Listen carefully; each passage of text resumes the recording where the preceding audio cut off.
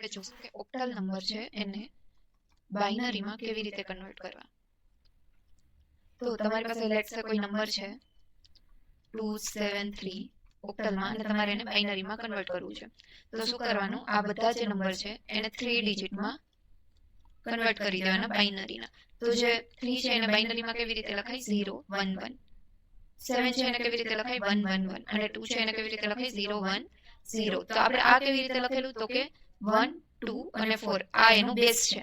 3 ડિજિટનો base શું થશે 2 to the power 0 એટલે કે 1, 2 ટુ ધ પાવર 1 એટલે કે 2 અને 2 ટુ ધ પાવર 2 એટલે કે 4. 4 છે આ થર્ડ ડિજિટનો બેઝ છે, 2 છે એ સેકન્ડ અને 1 નો છે 1. હવે જ્યારે 2 લખવું હોય ત્યારે 2 ને 1 કરી દેવાનું, બાકી બધાને 0. હવે જ્યારે 7 લખવું હોય ત્યારે 4 ટુ 1 છે તો 4 પ્લસ 2 6, 6 પ્લસ 1 7. અને જ્યારે 3 લખવું હોય ત્યારે 2 અને 3 1 1. તો આ આપણું આખું જે ડિજિટ છે એ કમ્બાઈન કરીને મળશે બાઇનરી નંબર. તો બાઇનરી નંબર અહીંયા શું આવશે 0 1 0 1 1 0 1 1. આ આપણું 273 ઓક્ટલ જે નંબર હતો એ બાઇનરીમાં કન્વર્ટ થઈ ગયો. હવે લેટ્સ સે તમારી પાસે કોઈ નંબર છે 731 ઓક્ટલમાં અને આને તમારે કન્વર્ટ કરવો છે બાઇનરીમાં. તો એને કેવી રીતે થશે, તો જ્યાં 7 છે એને કેવી રીતે લખાશે 4 પ્લસ 2 6 પ્લસ 1. 3 છે કેવી રીતે લખાશે 4 ટુ 1 માં 2 પ્લસ 1 3.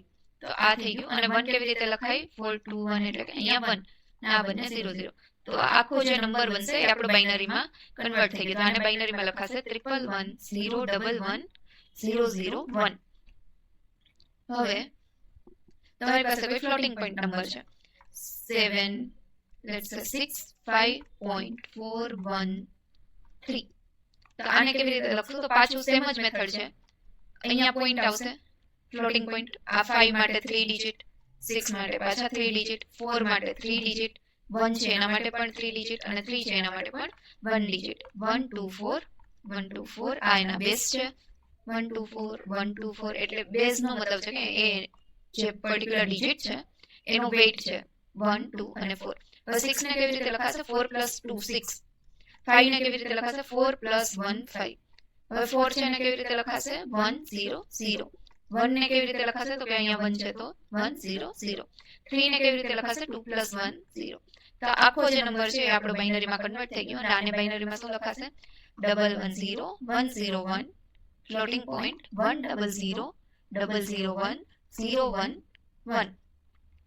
તો આ આપણું આવી રીતે ફ્લોટિંગ પોઈન્ટને આપણે બાઇનરીમાં કન્વર્ટ કરી શકીએ.